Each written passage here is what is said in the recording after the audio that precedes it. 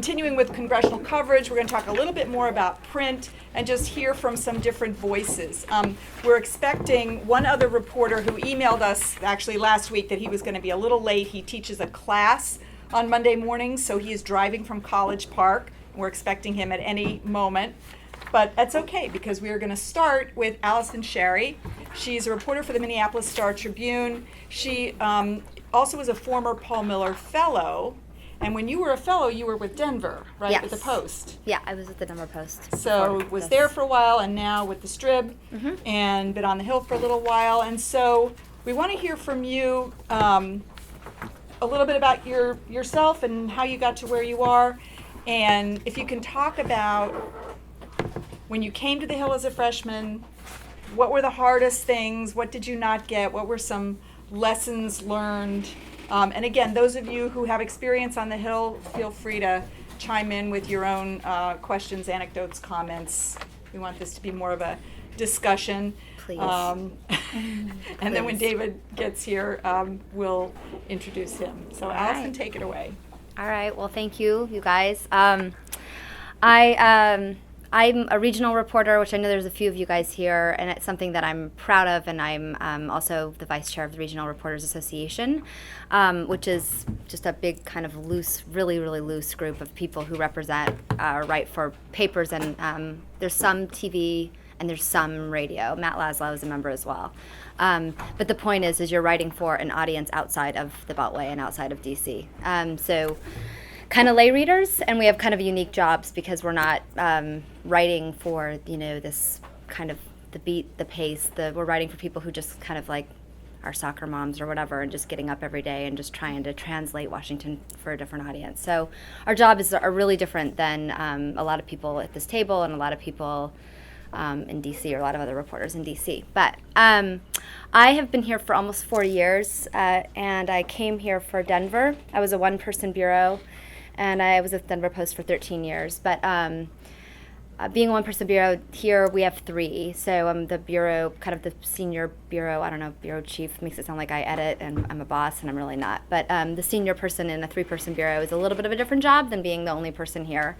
But it's really cool. And when I was looking for a new job, I really wanted to sort of stay with writing for regular people, because I just think it's more, it's a little bit more interesting, it's a little bit more creative, and my job is 100% mostly enterprise. So that's like, I could write about the news of the day, but I usually am trying to find something that's different, because our paper and our website obviously subscribe to wire services, and so I'm trying to do something would be different, whether it's following around Al Franken for a day. Minnesota is funny because Al Franken and Michelle Bachmann are in the delegation. And the chair of the Progressive Caucus and the chair of the Tea Party Caucus share a district line, actually, in Minnesota. So, and unfortunately, my predecessor did that story of the block where the line changes, like the people on this side and then the people on this side, which would have been such a fun story. But so anyway, I've been here for 4 years, and I guess one of the things that I'm still struggling with, and I'd love to just open it up for discussion. It's something that I think is part of our, one of the fun, and David is really funny about this too, so we'll definitely bring it up when he gets here, is where are your sources? Where are the best sources, especially when you're charged like me with doing kind of unique news off of the news of the day? And the balance between, hey, there's David. We share an office, by the way. We're in the McClatchy Bureau. We're not a McClatchy paper. We're subtenants of McClatchy, but we do share an office. Although most of the time I see David on the Hill. We were just talking, I was just saying that I'm going to defer to you. But I was just saying where is who are your sources? And how do you balance your sources with the stories to be tough every day and not completely, making them mad and pissing them off, which is always kind of a daily balance. And I'd just love to hear your perspective. I'd love to hear your guys' perspective. Okay. In my old job, one of my senators was an amazing source. Told me all kinds of stuff coming out of the White House, coming down the pike. And it was always, I always thought sometimes, I'd write a story and then he wouldn't talk to me for 2 months. And I was like, that kind of sucked because for 2 months I've made him mad because I wrote a story that I needed to write. But then he just would cut me off, and sort of a tough, that's what we have to deal with all the time here. That's what a lot of reporters on beats across the country have to deal with, because you're kind of going back to the same pool every day, So anyway, I wanted to see. I love the fact that I walked out of the room, and when I returned, here you just emerged. You appeared. I gave up and put the car in the parking lot. Yeah. Well, so this is David Lightman, Chief Political Correspondent for McClatchy. Yeah. Is that right? Been around the Hill for a very long time. Fantastic resource. Deluge him with questions. Thanks for being here. Okay. Did you want me to say stuff at the beginning? I got plenty, but I can. You guys are can you doing work it out? opening statement? You should do an opening statement. Okay. An opening Congressional statement, whatever hearing. that means. I know. I do I'm want to get that back kind to your question. You have a 3-minute limit. Yeah. No, let me get back to the question about sources, since you Okay. picked up on that. Some of the best advice I got when I came here is. And I'm sorry. Just make sure you're speaking loudly enough so that the people in the back Oh, corners yeah. there can hear you. Yeah, we're writers. We don't. No, some of the best advice I got when I got here, back in the Thomas Jefferson administration. Where number one, these people are not your friends, okay? They're people you cover, number one. And number two, you're not part of the institution. And that's very important. I don't know what your training is, but, and I don't judge anybody, but luckily, I had 10 years in local coverage, 6 years in Annapolis, and before that cops and counties and all that stuff. So I was sort of hardened, seasoned about that, because you sort of learn coming up like that, that the minute you cross these people, boom, these are, here in Washington, these are politicians at the highest level. Okay, they know how to ingratiate themselves. They know how to make friends. You can argue you don't get elected unless you are likable. Think about that. Think the classic case being Bush and Gore, right? Bush was likable, Gore wasn't, no matter what you may think of their philosophies. Okay. Anyway, so there you are, a reporter, and of course, the people you cover are friendly, nice. Call me Bob, call me Barbara. Couple things. First of all, don't call them Bob or Barbara. They're senator, they're congressman, governor, whatever. You're going to play that psychological game, okay? Keep that distance, number one. Number two, when I was a bureau chief of the Hartford Courant for years, and I used to tell people, if I ever hear you using the first person, I swear I'm going to fire you. And it drives me crazy when I go to these press conferences. Well, when will we be voting tonight? When are we leaving tonight? No, you're not part of the committee. If you start to adopt that mindset, you're in trouble. The Capitol, the White House, these are places you work. Okay? Now, you want to socialize, that's your business. After all, it's Washington. It's hard to avoid. But they're not your friends, number two. Number three, don't ever be scared they're going to cut you off for a million reasons. Number one, they need you. Okay? Because even though they can go back home and they can get their stuff on cable channels and get their op-eds in the local paper, they still need you because they want your respect. They really do, okay? Very often, you're the only person from the Denver Post or the Star Tribune or the Hartford Courant. They badly want you to respect them and what they do.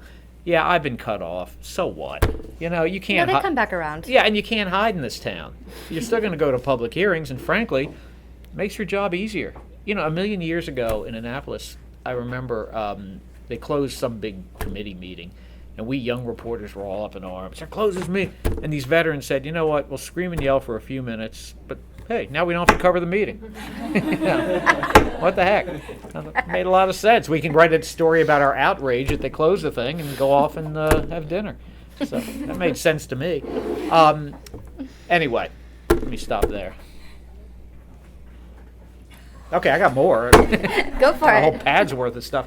No, listen, the thing about covering Congress, it's both the best and worst place you'll find to work in Washington. It's the best because it's the only place in this town that you can roam freely, and actually have direct individual contact with the people you're covering. You don't have to go through all the filters of press secretaries and so forth. And there's opposition. There's two sides. Nowhere else in this town do you get Republicans and Democrats, often in the same hall, the same room, and so forth.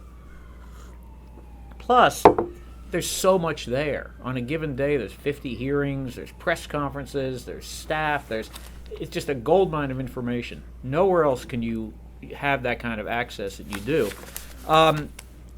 So, I know a lot of you are already fairly seasoned in this stuff, but the things I found for new people is, number one, just understand the system. Now, you're not going to do that in a day, and I don't know about you, I'm still learning, honestly. Yeah. I mean, there's still things that come up that you're never going to fully understand the system. You know, when you come out of a city council or Annapolis or Albany or whatever, it's not that difficult. Here, it's just layers and layers and layers, and you just have to understand that you're never going to fully understand, but you do the best you can. So what do? You ask other reporters. You ask veterans. You ask Allison. You ask me. You're a veteran now. No, I'm Yeah, really well, not. don't be afraid to ask us. You know, one of the great mistakes I made when I was younger is I didn't. I was shy about asking other reporters because I didn't want to look stupid, right? I didn't want the 60-year-olds to think I didn't know what I was doing. That was a mistake. Because, in fact, most of the 60-year-olds are more than happy to impart their knowledge to you.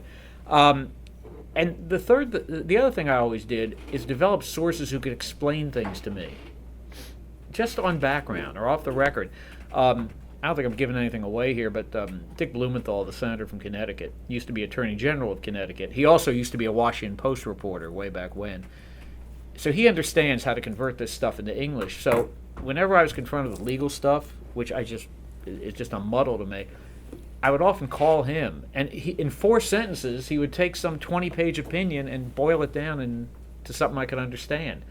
And I often wouldn't quote him, but I have people like that all over Capitol Hill. I'm sure you do too. Staff people. I would say the staffers and the committee staffers especially, because those guys I think they're a little underworked sometimes. Like they.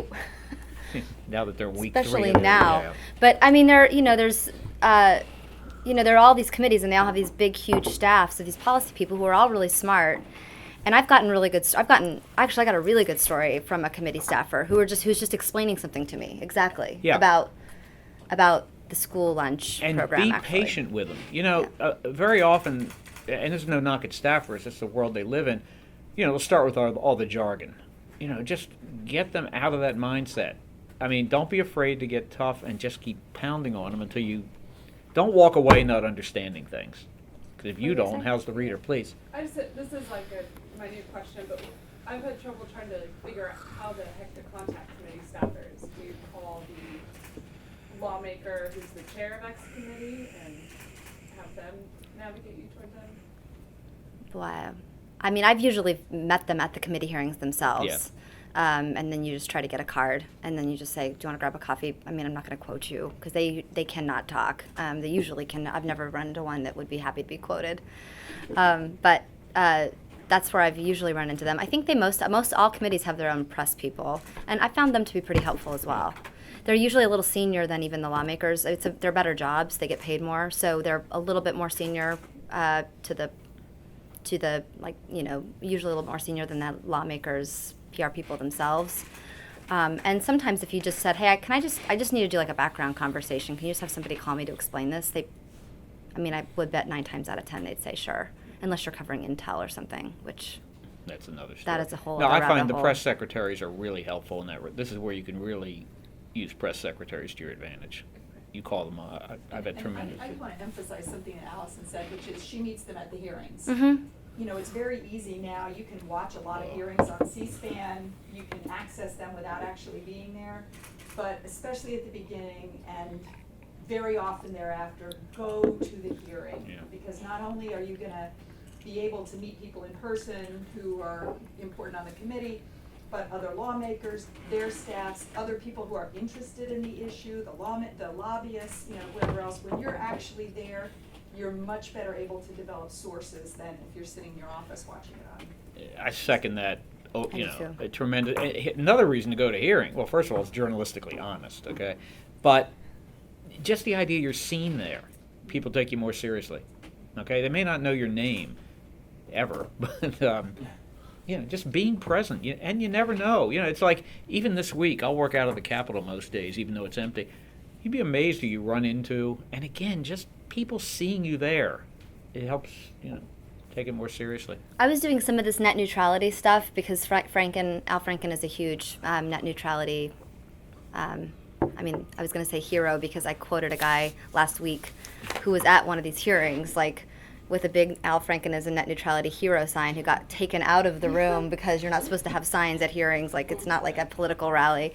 So I grabbed him and I just talked to him for a little bit. And he's like a technology lawyer, but so he's not a hero, but he's a big advocate for it. But I had completely misunderstood the up until I went to the net neutrality hearing, and it wasn't last week. It was like 4 weeks ago. I had completely not understood the fervency of it, and not completely understood. And I have written half a dozen blog posts and mentioned it in like another half dozen stories about net neutrality and Franken doing this and he's saying this today and blah blah blah. And then I actually just went to the hearing because I was embedded with him for 2 days. I was writing a big like opus profile on him, and so his staff just like the agreement was it was 95% on the record, and I think he went off the record maybe like for 10 minutes in the whole day. But it was almost all on the record, and I got to just sort of follow him around. And it was a day of they chose a day that was a net neutrality hearing because that was one of his big things, which is fine. But I went in there, and it was actually like, it was kind of because I was sort of not forced, but because I was like, well, this is what I'm doing all day. I'm just going to follow him around. And I wasn't writing about the net neutrality hearing. I was writing about Al Franken. But I had completely misunderstood the fervency and the sort of hype around net neutrality, and I wouldn't have gotten it unless I went to that hearing. And I was really appreciative. When I went to bed that night, I was like, God, I really feel like this is a humongous issue, and I feel like an idiot for never have actually attending a net neutrality hearing. I've read about net neutrality. I knew what Franken was saying about it, and you know how our jobs are. We're focusing on 50 things in a week. And I was really appreciative that I just took the hour and a half. I saw the net neutrality for Al Franken as a net neutrality hero guy get pulled out of the room by Cap Police. And I saw the whole thing. And it just made me appreciate it. And that's just like seconding the whole story of like, it's really good sometimes just to show up, even if you've got a million other things to do. And they have Wi-Fi in those rooms. So it's not like you can multitask, if you need to write. It's not the old days we had to race. Right. It doesn't take up a whole 2 hours where you're not even able to check your email or something. I would, sometimes if you're like needing to do something else or do a quick blog post about something, you can while you're in there, but it's still better to be in there. I would argue. Oh, absolutely.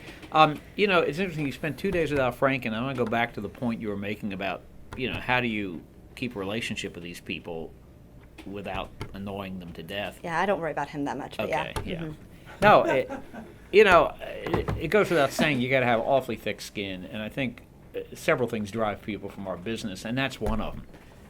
The fact that you're people just don't like you. Okay, they think you're liberal, conservative, biased, unbiased. Too tight with this guy. You have to put it aside. It's not easy. Okay, it just isn't, because part of what drives us into this business is our egos, right? We all want to be appreciated and liked, and etc. And yet, on the other hand, people don't like you. Okay, that's just the way, and you just have to live with that. And if you can't, you're not going to survive in this business very long. The other thing about, and you sort of inadvertently referred to this, I'm sure a good reporter, but I'm sure you'll agree, almost lives in terror. You're going to get something wrong or miss something. Okay, you never get over that. Every night I go home thinking. Actually, yesterday, Sunday, I wrote some blog post on a poll in Kansas, and an hour later, oh my God, did I get the numbers right? Well, I did, but still, I just worry that, my career's going to be over tomorrow because I got something hideously wrong. But it's not just wrong factually; it's also wrong in tone. Yeah, so if you go to the net neutrality hearing and write some pablum, right? Mm-hmm. And it turns out it was this, story of the century, and then missing things. It's not just missing big stuff; it's missing little stuff. So you're always alert. You're always on guard. It just never ends. Right. That's No. Let me go back to something about staff. Oh, I'm Can sorry. I just follow up Yeah. on something Allison just mentioned? I actually, funny enough, I used to work for 8 years for the ABC station in Minneapolis. Oh yeah, I that's left cool. last year. So on Franken, can you just tell me, how did you negotiate the on the record, off the record? You said for the entire time you were with them, about 10 minutes was off the record. Did they request it to be off the record, and did you have an agreement going in that, you know, if nobody said anything, it would be on the record, or how did you negotiate that? I mean, I think the agreement was it was on the record. That was the agreement for the day. It was with the local paper, they try to be friendly to local press, and I had explained that. I mean, he's up for re-election, so they're clearly trying to get him out there a little bit, because he kind of overcorrected a little, and for the last 6 years has given no interviews to anyone, and so now they're trying to get him out there because I think Minnesotans just actually don't even know what he's been doing. They just don't understand what he's been doing. So then I think their strategy 6 months ago was oh my God, we got to get him out here. We got to explain what he's been doing. And so I'm writing a profile, so it's obviously very self-serving for them to say, yes, please, we'll talk about what we've been doing. And and I wanted to just get color from him on the Hill. I went to Minnesota and followed him around for 2 days on the campaign trail, where he wears hard hats and stuff like that, like they do. But then I wanted to get him here, I wanted to see what he was like here.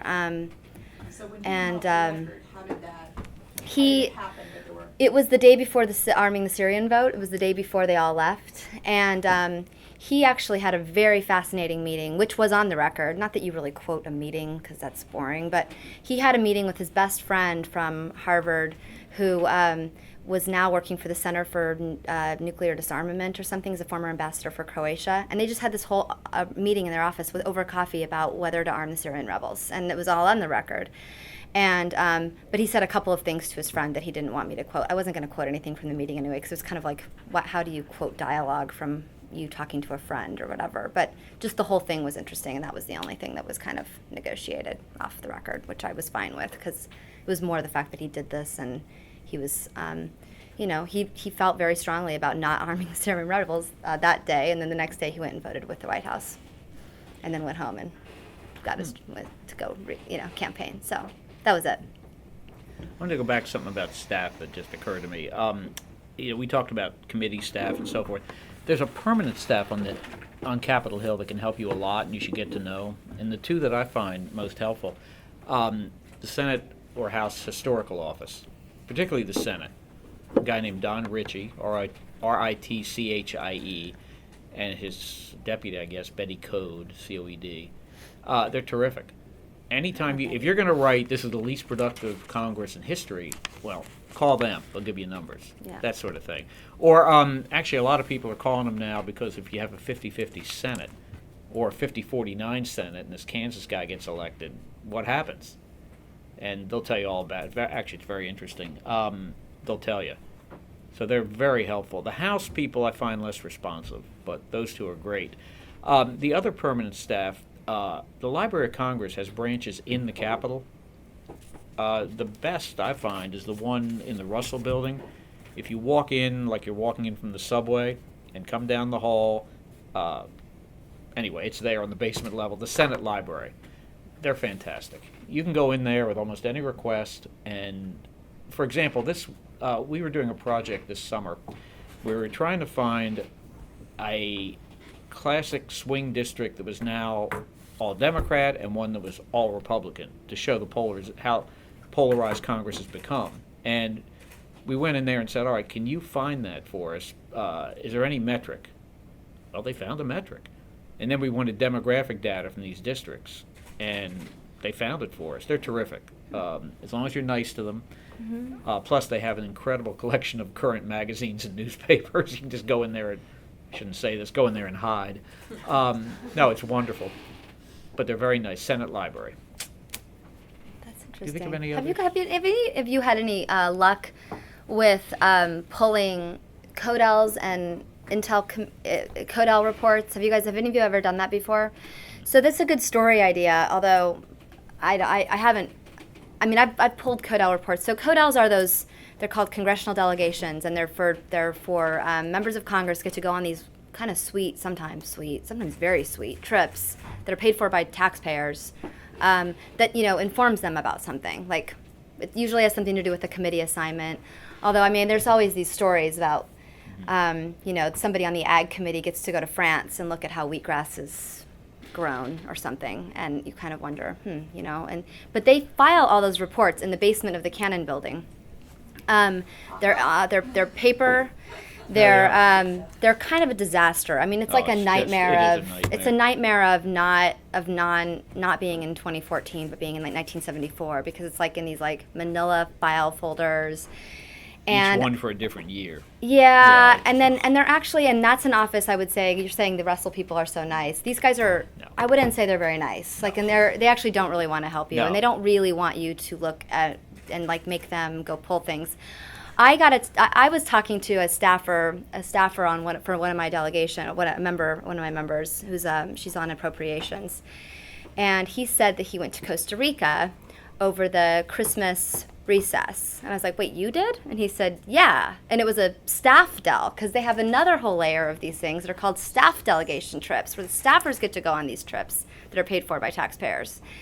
And so, not to like throw this poor kid who's like $35,000 a year making whatever, like under the bus, but I was like, I need to go look at these staff dels. This looks a little crazy. But it turns out you can't search by name. You can't search by member. Well, no, you have to. You can't search by member. You can search by name, but you have to know the names of the staffers, right? You couldn't say, I'm going to look up this one member's and all of the staffers who traveled with her. So then I got into the Intel committee piece, and Intel, they go all over the place. They're spending, so I was just going to look and see about Bachman, because she's been on the Intel committee for 2 years. She's on her way out of Congress. But she's clearly trying to build herself up for her next gig, whatever it might be, to be like a world expert. So she's traveling on the taxpayer dime as a lame duck, I would argue, and like going all over the world. And these trips cost $25,000, $30,000 a person a trip. So we're not talking about like she spent $5,000 last year. It's like, no. She spent $18,000 going to Afghanistan for 2 days last week. And then she spent another. And so it's like, but you have to look those up, and you have to look them up manually. And I just wondered if anyone had any luck, because it is a lot of work. I've done it a little bit, but I did years ago, but Yeah. I did a project for my paper on that I worked on, and it was literally like, part of my job was literally just to go through like paper scans and all Yeah. of it's a nightmare. that, and it It's was like, horrible. just pick out the committee members, don't pick out the staffers, because there's so many, it's just a disaster. yeah, The it's staffers They is the- haven't come out with a better way to do it. I know that makes me Well, that's outraged. deliberate. Matt But- Laszlo has a way to do it.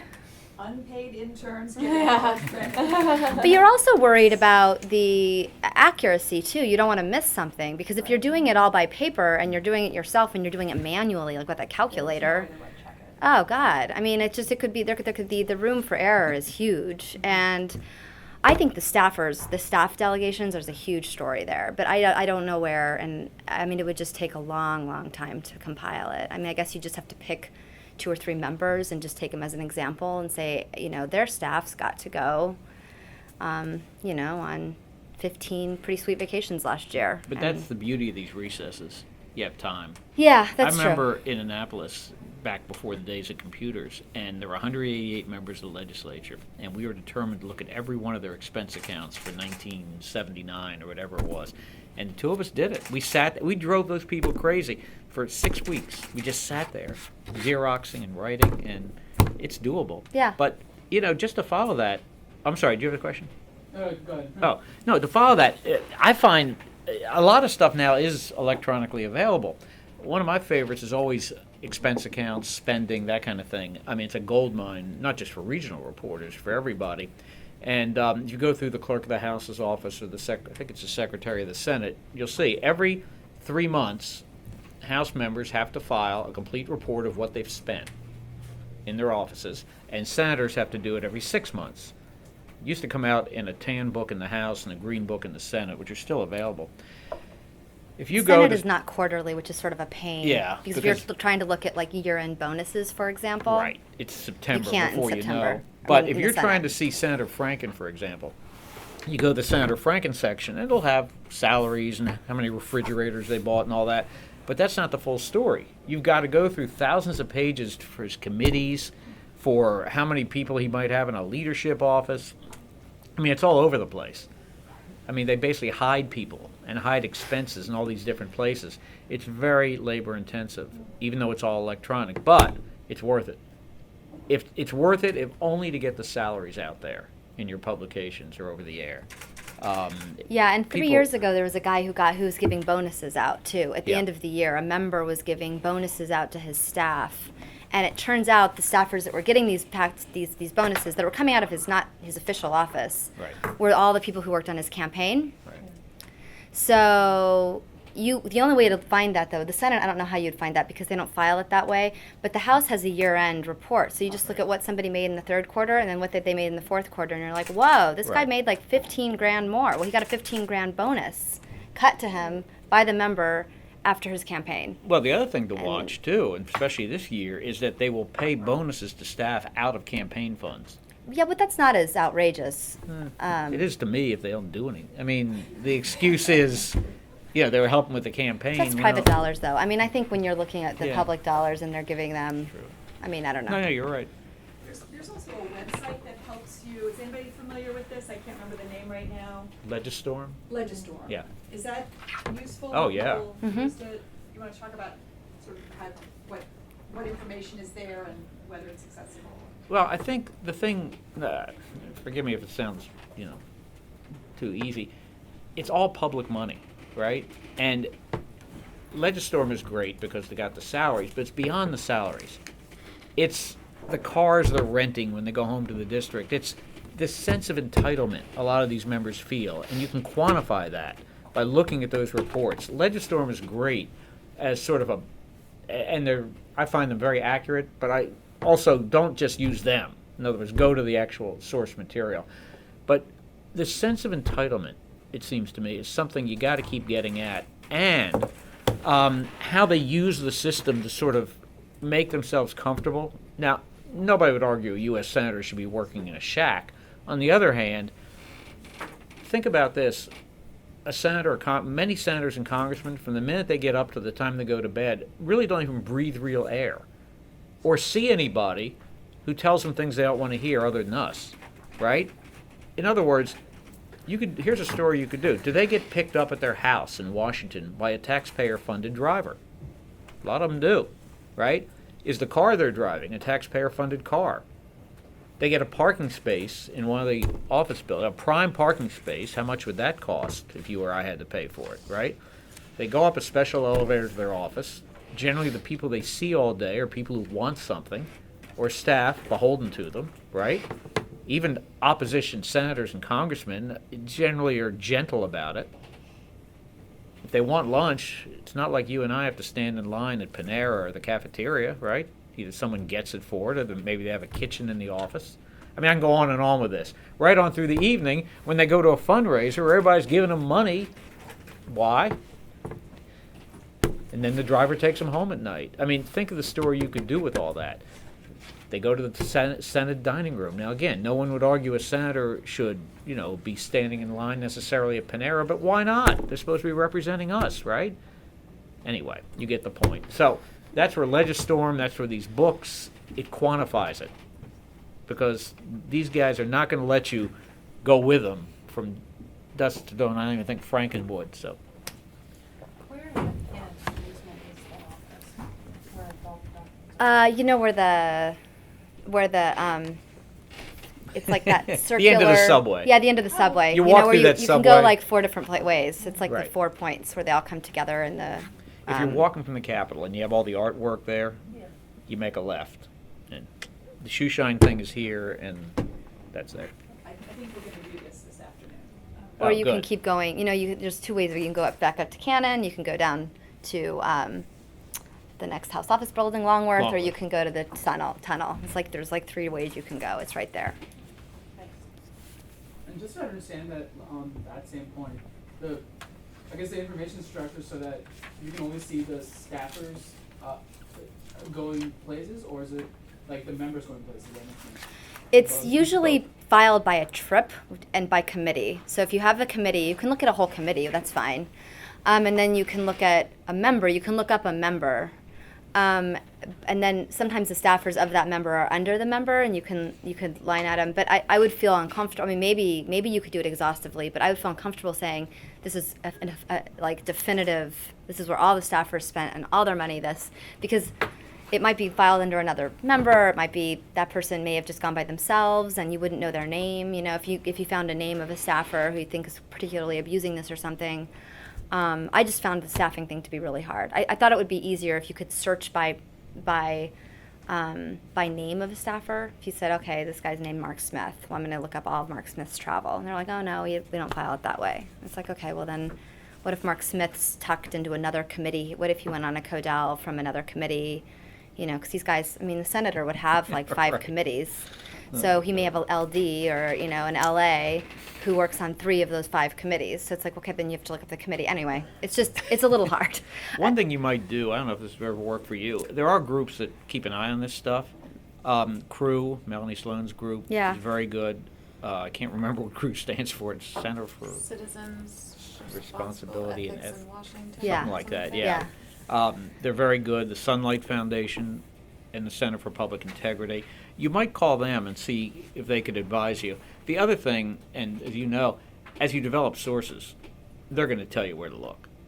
You're just not going to go on a wild goose chase. You know, one of the laments I have about the diluted state of regional reporting is that those sources have nowhere to go anymore, which is a real shame.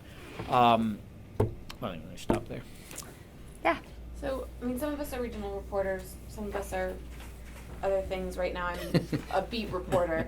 How do you balance, like, I mean, we were talking about this at the session before, you guys, but how do you balance sort of localizing stories and wanting to do something that's going to resonate with sort of the home, you know, readership versus you're covering Congress and there are these big stories as well? Like, how do you think about balancing those two things? I mean, especially in my new job, I'm really mostly just focusing on how to make something, a sort of just do something completely different off of the news. So I spend a little less time at the Capitol than I used to, only because I have found at the Capitol, there's a little bit of a group think, and people are all like talking about one thing one day, and you get kind of swept up in that, even if you don't mean to, and you're not thinking about a different kind of story, you know. I go there because I still think it's a great source of information, and I still think it's good when members see you, grab them after a vote or something, or you can just catch them at committee hearings. But I think sometimes, you know, like all of the reporters are running in one direction to get one quote, and it's easy to not, even if you're not even gonna go run after that person, it's easy to kind of just like Yeah, it it's human sucks. It nature. just it just kind of sucks your energy a little bit more than just trying to be kind of off the news. But I mean, that's kind of in my order, so I can't really I'm not really supposed to be doing the sort of main news of the day. So my balance is trying to think of interesting ways of telling the story. You know, like ISIS has been interesting for me because Minnesota, for whatever reason, has churned out 2 of these little wannabe terrorists who leave and go to Syria and fight for ISIS, and 2 of them have died. And it's been a little bit more of a, the FBI is focusing a bunch of resources on Minneapolis, and I haven't done as many of the stories. A lot of my people and my colleagues actually based there have done them. But it's been interesting to try to make that a little bit, this kind of big national story and the big votes, to try to make that really local. And that's sort of that's kind of what I'm doing. You know, I don't know if you don't do a lot of local, I mean, you're doing national. Yeah, we have local people. Yeah. But, first of all, not you, I don't even know you, but get out of the mindset that somehow, get out of the mindset that doing local stuff somehow is not as good as doing national stuff. I know the hierarchy, but forget that, okay? When I was with Connecticut, we used the local people to get to national stories, and that was very effective. We broke a story way back in the Clinton administration about who his attorney general was going to be, because she was from Connecticut, and we got it through our sources, and we had it way before anybody else. All these people were down in Little Rock floating this name and that name. Meanwhile, we had the story. I mean, it was a nerve-wracking 3 hours until everybody else, because you thought, God, are we being duped? But, well, no, you're always nervous about that. And we broke a number of other stories because, again, we had committee chairmen, we had John Larson was in Democratic leadership for a while, et cetera, et cetera. That's how you do it. You know, you don't have to just write bill introductions. And the other thing is, as Allison said, there is that pack mentality. It's interesting you say that. It took me years, but I like to think now, I see the pack running, and I just, fine, let them run. Yeah. You know, why do I need to tie up 2 hours worrying that Harry Reid criticized Mitch McConnell today? But what we did is we wrote this 3,000-word blowout on why they hate each other. which took like months. Why do they hate each other in a couple sentences? Each thinks the other doesn't play by the rules Okay. of the Senate. You know, that somehow the gentleman's agreement has been violated. I know. There's always tension between the two, but not like this. Yeah. This is extraordinary. So, use the local people to get at national stories. I mean, San Diego Tribune won a Pulitzer years ago for breaking stories about, you know, bribery and defense work and that kind of thing, all through local. Yeah. Actually, I'm trying to think, there was a good Denver story like that. With some big national story broke. Maybe it was the Rocky Mountain News, I can't remember. Is that what it was? There's poop in the hallway and then. What? Yeah. Oh, that was the USA Today story. Yeah. You know, it's funny, after a while, after a couple of years of running with the pack, you know, and you get the big front page stories and all that, and then after a while you realize it's like you're like a rat on a cycle, and you want to get the better stories, and regional is a way into them. Somebody, please. When you are writing stories that you know a lot of other people are also covering, which happens sometimes. Happens all the time, Maybe yeah. you're doing it a lot less now or not at all. How do you find new angles or angles that you think other people aren't looking at? Ooh. There's no easy formula, obviously. You do your reporting and you do the best you can. I know that's an academic answer, but it's true. I mean, if you're writing for a Minnesota audience or a Connecticut audience or whatever, you try to tailor it to exactly what those people want. And that's how you do it. And very often, there's nobody else writing your angle. What you live in fear of is that somebody else is, and they're gonna. And sometimes they are. I mean, there's more Minnesota media here than there was in Colorado. I was the only person from Colorado. Nobody, I mean, it was weird. There was no NPR affiliate. There was nobody here. Minnesota's got a lot more reporters. There's two blogs. There's a Minnesota Public Radio's got somebody here. So it's a little bit more competitive. And we were talking about Matt Laszlo before we started, and him saying he likes working from the Capitol because he gets other ideas from reporters listening to them on the phone. That's my nightmare. Like, I don't want those people to get those ideas, you know, because Matt Laszlo would go write something or broadcast something from Minnesota Public Radio and beat me. So on the ISIS thing, this actually did happen to me, and I was super annoyed. I was at the White House on this like kind of generic ISIS briefing that they gave, but I really wanted, so I just went and listened to it, which was fine. I learned, you know, you always learn something at these things. And then afterwards, I tried to pull somebody aside and just to say, what are you guys, if there's anything you could do to tell us what you're doing to counter this is sort of the propaganda stuff that's very interesting, and I think it's like a national story, but just are they going into high schools? These two kids who died from Minnesota were both in the same high school, which is sort of crazy. So it's like, are you going into high schools? Are you going into the community centers in the Somali community? Are you going into, where are you, where are you going? Where are you going to the mosques? What are you doing? And there's a lot going on there with the FBI and who even knows. To try to kind of get in and see what they can do to try to counter this, disaffected youth, Facebook page stuff. But I wanted to get that story. And the Minnesota Public Radio guy was sitting like 10 feet away and was totally eavesdropping. Absolutely hearing every single thing I was saying. And I gave him like the worst look ever, but then he had a blog post up in like an hour. I just barely had walked back to my. And I was kind of looking for a bigger story, and it turns out there's the guy who covers the U.S. Attorney in Minneapolis has been doing a bunch of stuff. So our paper has been like doing pretty good work, but I just was like, I cannot believe this happened to me, and I just want to just. Okay, so if you had to redo that, what would you do differently? I would have just said, I'm going to call you in like 15 minutes. I'm going to walk back to my office. I want to have a conversation with you about a story that I want to work on, but I don't want to have it here because there's a competitor in the room. Actually, the White House people are pretty cool. They understand. They know that you're all working in a competitive audience. Would you have felt better if he had seen you pull her away and came and stood next to you just to be sort of upfront about the fact that? No, I would have been. If he would have done that, I would have not said anything at all. I think he was being sneaky. And I'm not personally. This isn't personal with this guy. He's totally fine, and we just all have jobs to do, so it's fine.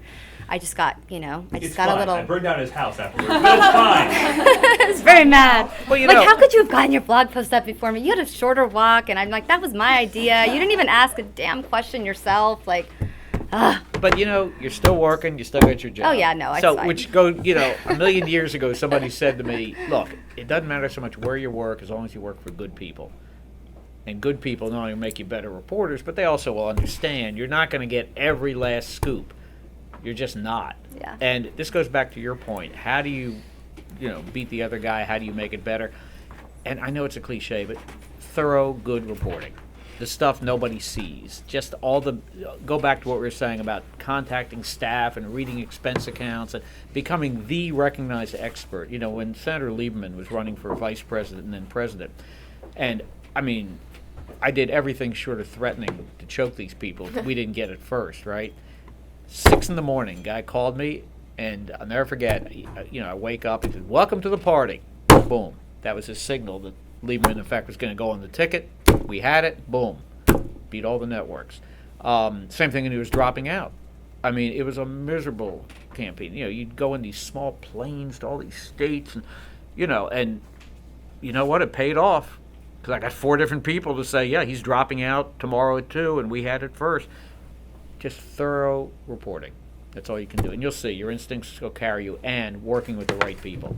Ma'am? Any advice, or maybe you kind of touched on this, for when you want something but you're supposed to give it to someone else? Your story on Rita McConnell was amazing, and if I had a little bit more experience, I would have wanted that. So, Thank you. I went up to his box and said, hey, how did y'all work with David on this? And They did. Willing to work with me in the future? Seriously, I tried for 6 months to get an interview with Reed. He wouldn't talk to me. And I said, we're going with this thing, so if you want your side in there, wouldn't talk to me. Wow. So we worked around him. Now, McConnell is different because we have the Lexington, Kentucky paper. So and he's up, and they were very cooperative. So were Reed's press people. Yeah. But he himself wouldn't. No, you work around it. Don't let them dictate how you do a story. But my question to you is, what's your strategy for when someone else gets a story that you would have liked your sources to give to you? That's an interesting question. Back in the local days, you got crazy. And you basically made them feel so intimidated. I don't want to say threatened because that gets into legal problems, but so intimidated that if they ever pull that kind of crap again, that's what you do, And obviously, you go through that 100 times. That's a question of personality. I've worked with reporters, excellent reporters, who just, you're scared to death they're going to do you bodily harm if you do it again. Other people, I tend to be more gentle. I also think you have to sell yourself. I think you have to sell your publication and sell how important it is that they talk to you. It's like, talk about how many web hits you get a day and an hour. Talk about the fact that I know because you're a regional, so I'm just kind of speaking to you right now, but talk about the fact that the people who read your paper are the ones who actually decide whether these guys even get here or not. I'm in the middle of a fight with Klobuchar's office a little bit about this stuff, and I'm trying to make my argument because I'm going to have to in the next few weeks. And it's the same thing, because I keep seeing little stuff in the national press. They want to give us this parochial stuff about Asian carp, which is totally fine. Happy to do that. But then I don't want to read in the Des Moines Register that she's headlining the main Democratic fundraiser for Iowa. That pisses me off, which I did. Does this sound familiar? Oh, man. Don't even get me started. Yeah, no, So, I went through this with Lieberman and Dodd. So it's like they just use you for the local thing, and then they're not. They don't want to do. They're not giving it to you. They're treating other people differently. So I'm gonna have to have a little talk with them. What you do? But our voters are the ones that are electing her and making sure that she has this ticket. And it's like, I think that's the best way. And I don't know if you get more bees with honey or whatever, but I'm also kind of mad now, so. Obviously, I'll calm Depends on down. your personality. Here's the thing. I went through this with Dodd and Lieberman, particularly Lieberman. And Dodd was from the Kennedy School, which is always, never forget the locals. Always locals first. And he was amazing. In fact, I'll tell you a quick story. One night, Sunday night at 9:30, I'm sitting at home. And I get this call from this guy, and he says, you won't believe this. I'm at the White House. I'm in the Roosevelt Room. Clinton's meeting with Dodd. He's going to make him Democratic Party chairman tomorrow.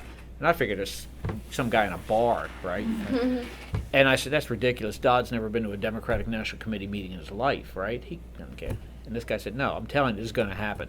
I said, I'll tell you what. I'm going to call the White House switchboard, ask for the Roosevelt Room, and see if you're there. And if you are, I'll go with the story. If not, I'm going to out you tomorrow. Did you know who this was? Yes. You know, you don't know. I mean, the guy... Anyway, sure enough, I called the White House, Roosevelt Room, blah, blah, blah. The guy's there. Went with the story. Pardon? You can't do that anymore. No. This is 1995. You can't patch right. to the Roosevelt Room. No. No, and it was true. But the point was, yeah, no, Dodd knew that locals came first. Liebman had national ambitions, and same thing. Something would show up in the Wall Street Journal or NPR, and it would drive us crazy. But what we got people to realize is that people rely on you for Klobuchar news. They relied on me for Liebman. In other words, they look to us. Everybody, you will never be as widely read as if one of your people makes national headlines. It's incredible. We were getting picked up. Every little Lieberman thing would get picked up and just explode. And finally they realized they better go through us. Well, I'll start writing stories for local people about how national she is and how big the auditions are, which actually might, like, she might hate, I think that they would hate that. I mean, that doesn't make them look great, you know? So it's like, okay, well, I'm not just going to write about Asian carp anymore. Like, I'm actually going to write about how you are everywhere and you haven't talked to, you know, it's like that could be also another way of doing it, well, too. also, you'll get asked to go on TV. That really helped me. Because all of a sudden I would be on Fox and Nightline and all this talking about Lieberman, and they realized you were the vehicle, you were the go-to person, and it'll happen. And Yeah. you'll see, you regionals, it'll happen to you. How do you think about covering the Do Nothing Congress? To which I say, you know, like, good. I'm on a policy beat, and it's like, how many introductions of bills have I covered and God. passing out of subcommittee, and you know they're not going to go anywhere, and you have this like boilerplate language of like, Yeah. of course, in the remaining time that they have left, Right. it's, you know, stiff headwind, blah blah blah. Do blah. they still call that a Billwood story? And how many times can you write, Right, you know, right. they So- haven't done anything? So how do you Bill, think but- about covering Congress when you're pretty convinced that almost nothing's going to get done? That's a really good question. It's better for him since he has to do it every day. No, I'm going to it's not as hard as finish you that. think. And actually, it's a luxury because you have time all of a sudden to do the 6-week project. You know, we've done 3 now in the last year that if we had to worry too much about day-to-day stuff, we did this blowout on Reed and McConnell. We did 2 congressional districts, swing districts. Now they became polarized, one in Kansas, one in Connecticut. And then we did this 3,000-word blowout on sort of the anatomy of it's during the shutdown. We took one thing, in this case the War Memorial, and traced it back, and we talked about you know, how all these people went up to the memorial, you know, screaming and yelling. Were never in a committee meeting, never voted, never nothing. Didn't lift a finger to do anything. And we also and we juxtaposed that with this group from Mississippi, which is one of our papers coming up. Anyway, the point is we had time to write it, to do the graphics, the multimedia. That's what you do. You convince and that's where covering Congress really helps you, because you can step back and look at those things. In fact, I have another idea as soon as I leave here. It's going to take about 2 weeks. I'm not going to tell you about. I mean, on your policy area, is there a way you can dig into the committees? There's a way you can get into, I mean, I just wondered if there's other ways you can try to just cover a policy area without just covering the bill introductions at this point. I mean, our policy area is actually not very heavy on the Congress. Like, there's a lot of Oh, okay. regulatory stuff and like private industry, and you know, like some of what we end up covering is everything that's happening because Congress is doing nothing. Oh. But I was just curious, like, if you're a Interesting. congressional reporter and you're thinking about the Hill, like, what kinds of stories you try to think about to just get out of this, like, here's an idea, but it's not going to go anywhere, kind of. Well, step Right. back. I mean, the fact that they left September 18th after having been there for 7 days and that 5 week,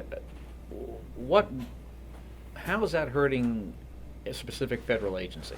What federal agency really needs money, or more important, policy guidance, authorization? And they can't move because Congress isn't around. I'll bet you transportation or FERC, that's where I would go with it. And that's where staff comes in. I'll bet you there's somebody there on a staff that, I'm not talking about the big stuff, but I'll bet you that maybe highway money can't be released, I'm just guessing here, or maybe a pipeline somewhere can't be built. Somebody can't fill staff positions. Right, that kind, yeah, exactly. That's interesting. Oh. This might be a dumb question, but in your experience, have you found, who have you found are better sources, the actual lawmaker or their staffs? Because sometimes the staffer might know exactly what's happening and the lawmaker could be clueless and has, you know. I mean, do you find that the actual lawmaker themselves is a better source or staff members? Depends. I think the chiefs of staff are awesome if you can try to get to talk to them a little bit. They usually know a lot because they're high enough up that they're running, you know, they're running the trains up at a higher level. They're going to all the other chiefs meetings. They're going to meetings at the, you know, at the executive branch, different agencies. But they're also, you know, they know what's happening with the sausage making, you know, to some, a little bit, maybe not as much as like the LD or something, but they know enough that you can kind of just say, you know, and some chiefs of staff have all this information just sitting on their desk and they don't even know that it's a good story, you know, like they don't even know that it's, I mean, I've gotten a couple of really good stories from just say, well, what are you guys working on? He's like, well, I've been getting all these calls about, you know, whatever, some federal money that hasn't been coming into this one little place, and I don't know, I don't even know what they're about, but you can get this lady a call if you want, you know. And they're just really good. I mean, I think sometimes they have these, they're kind of like, you know, the eyes and ears of an office, and it's sort of like a central control center. And they're more than, I mean, the communications directors, they could be nice, but they're not going to be sitting in all those meetings. They're not going to know what's coming in, the switchboard, and all this different stuff. So, I mean, I don't know. I think that some of that is. How do you, I mean, aside from going to the hearings, how do you get around the communications apparatus who are like very much like, you may not speak with anyone, and then like you try to email someone or contact them and they're like, I've been strictly told, like, right. You know, like how do you start to move beyond that? I mean, I just think some offices are a little bit more loose than others, and you just start with those, and then you kind of, I think if you cover a beat long enough, then you just start knowing the chiefs. You know, you just start to, you know, they sit in, they see your name enough that they're like, okay, well, I know this person. You know, she's there. I see her on, you know, at the committee hearings or whatever. I think some chiefs are not going to talk to you. It's not like every single chief of staff is like, will just be like chatty. But a few of them have been chatty enough where I've gotten a really good story. I mean, when there was all the sort of the big story about the border, the kids that were coming across and all of the money that it was taking for the unaccompanied minors, and that a lot of the money had been diverted from refugee funds. So Minnesota has all these for some reason it's like the highest refugee taking state in the country. I don't know. I mean, it's so cold, but it's But the people state are nice that gets, there, people are that's very why. nice there. So- Welcoming. There's all these refugee organizations there. And they had gotten a letter from, I guess it was the Department of Homeland Security. No, HHS funds them for some reason. I don't know why. HHS had gotten a letter from HHS that said, we're going to actually divert all of your refugee funding because of this unaccompanied minors crisis. We have to give all of the money to that. And I mean, that story is kind of, it's a little obscure, but it's a pretty big story for the local paper. And a chief of staff just said, I was getting all these calls from these refugee organizations all over the state. I don't know what it's about even. He's like, they're going crazy. They've got this whole, the HHS gave them some letter, and he's like, it's just, and I call it, it's like pretty big story, which he just said on an offhand comment when we were having a cup of coffee in the Rayburn building. I'm sorry, not the Rayburn building, it was Cannon or something. But we were just having a cup of coffee, and he just said, my morning has been a pain in the ass because all these refugee organizations are just like, I've got like 19 calls from these people. I don't even know who they are. I was like, really? Do you know just one of the organizations I could call? Do you have a name? And he's like, oh yeah, I'll give you their names. He's like, you take them off my hands. So, I mean, it just ended up, you know, in the story, they ended up fixing that little funding glitch at the very last minute because those guys were so loud. But I would say I enthusiastically second the chief of staff idea. I would also say there's two more things. Number one, know what you're doing. Okay, I think one of the biggest problems I see on Capitol Hill and the White House is people who just are fishing. And you're dealing with sophisticated people, communications directors, lawmakers. They're going to spot you in a minute. Okay, so if you seem to know what you're talking about and you have a real honest reason to go after a story, people will listen. You call a communications director or press secretary and say, look, I need your expert on, immigration from Canada over the Vermont border or something, and spout out some data, they'll take you seriously. But number two, and this goes back to, your earliest days covering city councils, you always look for two kinds of people. One is obviously the disgruntled, frustrated person, right? Frustrated for a number of reasons. They don't like the boss, or they feel they're doing all this great work and nobody's recognizing it, and they're there in every office. How do you find it? A reporter I had once just used to show up every day at the office. Just would sit there and see who was coming and going and got to know them. The other is the people who do all this work and feel it's not being noticed. Okay? In other words, everybody's covering the story of the moment, immigration, Secret Service, et cetera, et cetera. But what about the Science and Technology Committee, right? Is anybody covering NASA other than the Orlando Sentinel? Is anybody covering, Cuban issues other than the Miami Herald? There are people working on these things who would love to talk to you on background and give you all kinds of stories. So that's, they're there. They're all over Capitol Hill. What else? One of the things that Matt talked about was this idea that, and he just did a big story on how they're using their Franken money, the idea that legislators can now bypass the press and go directly to their constituents in a variety of ways with Twitter and their own pre-produced little news articles that some local TV stations will just run unedited, local radio stations will just run them from the congressional office because they call them news. Is this something that you've run into? Is it a problem? Do you find yourself being sidelined in any way? Not to sound like an old guy, but I guess I am. 30 years ago, we were all writing that story. Seriously. They didn't have Twitter and all that, but they had recording studios. They would do these half-hour shows. They would do op-eds and flood, and we'd all write about this, that they were somehow bypassing us. I would argue to this day they can't bypass us. Because, again, everybody in Minnesota looks to Allison Sherry to see what, because they know they're going to get that independent voice. And there's nothing they can do about it. And you get that all over the place. Now, it's too bad regionals are, diminishing, but I just don't buy it. And the other thing is, because of the era we live in, that stuff tends to go to the loyalists, right? In other words, the swing voters, I don't think, are going to be manipulated, if you will, by tweets and blogs from lawmakers they're not in full agreement with. I think that's true. I think. Let me say, can I move on for a second? Because before We have 10 more minutes. Yeah, I just want to make two more points, sort of follow up what you all said. When we take, these are college students, you're beyond that, but when we take students through the galleries, and we always ask the superintendents, what's the number one thing you would advise new reporters, young reporters about? What drives you craziest? And it's been the same answer for 20 years. Don't be a know-it-all. Don't be afraid to ask what you think are dumb questions. And I'm telling you, I don't know why, it just rankles me. Don't be afraid to ask. People like me are not going to run off and call, hey, Allison, guess what, this report. No, we don't do that. We don't. I mean, we were all there once, so don't be intimidated by the place. Don't be afraid to ask. Better you should ask us than write something inane, okay?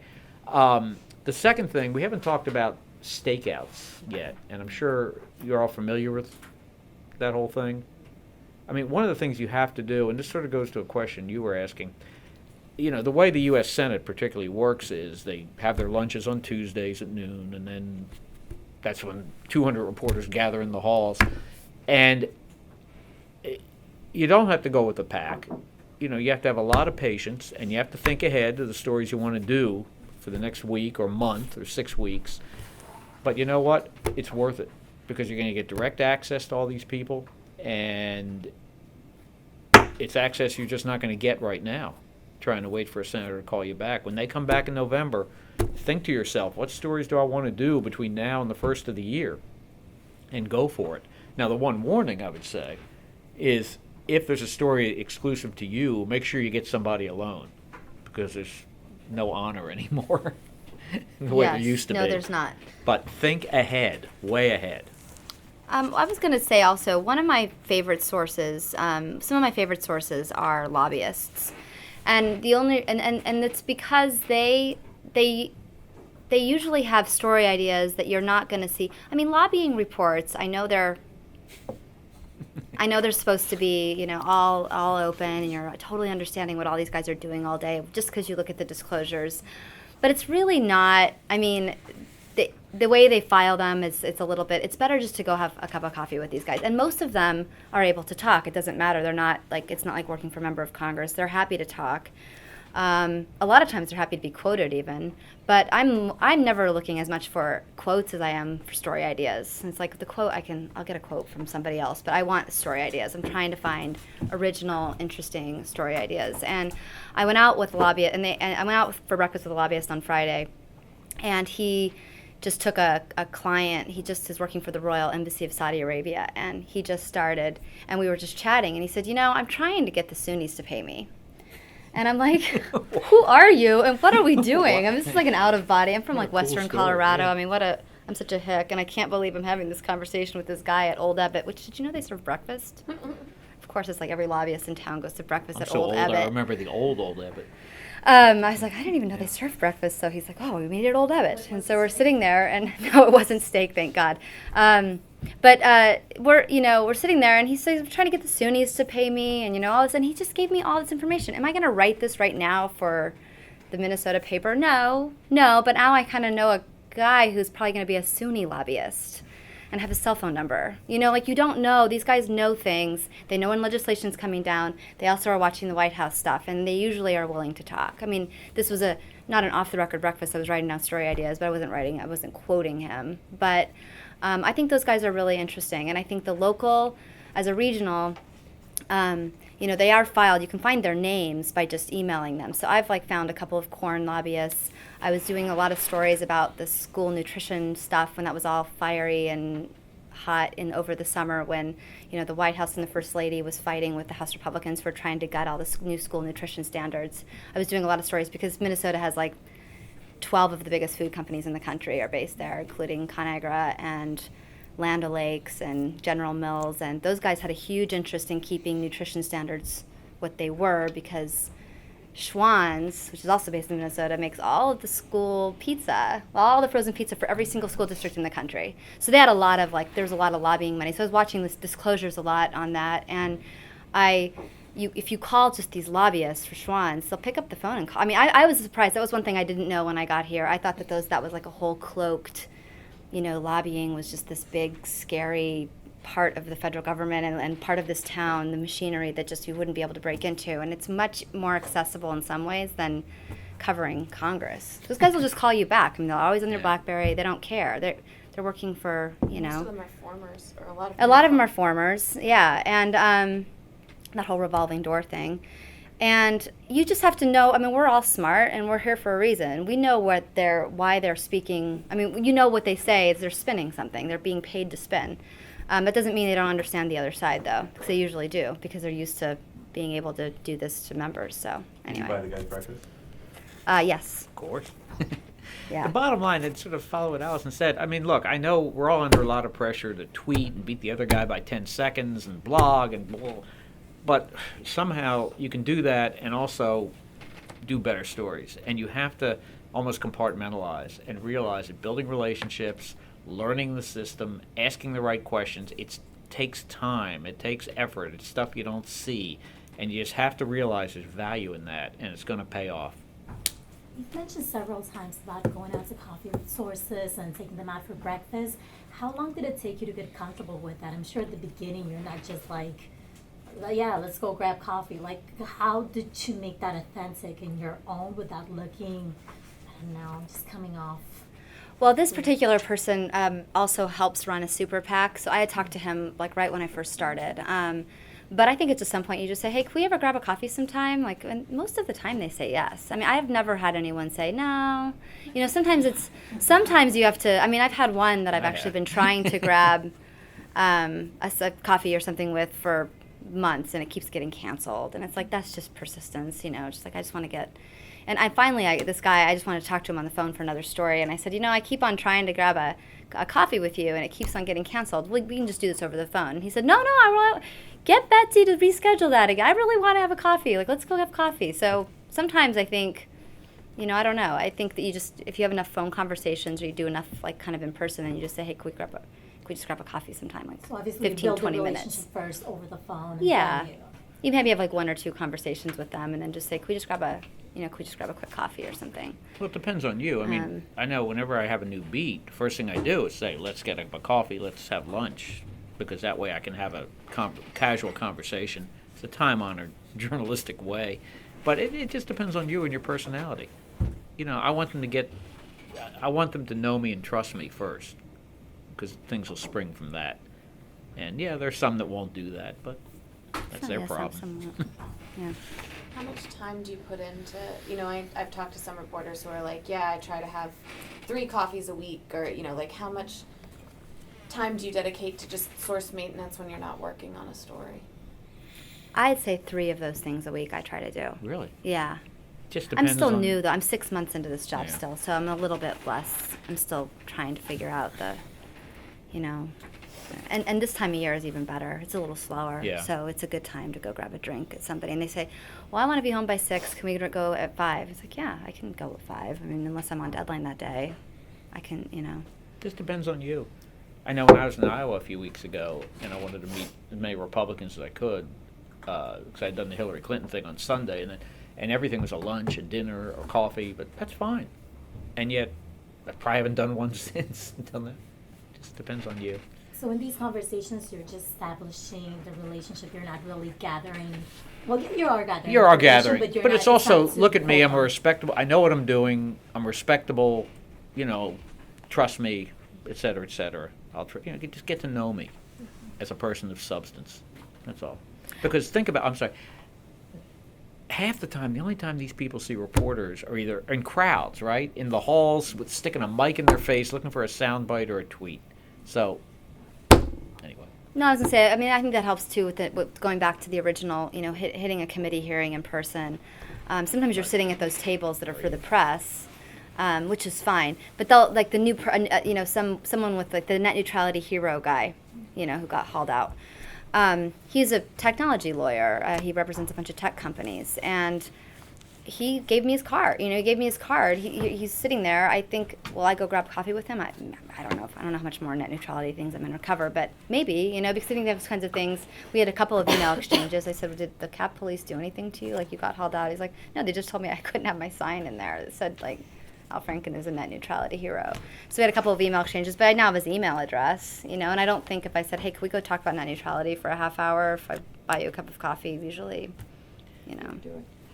Well, this has been great. I hate to cut off this good discussion, but I'm going to do it anyway. That's good. Presenting each of you with the Evelyn Y. Davis Studio mugs. You've probably previously gotten NPF mugs, but this is our newest edition. We're very proud of our new studio that we've just opened next door. Oh, cool. So take it back, talk it up.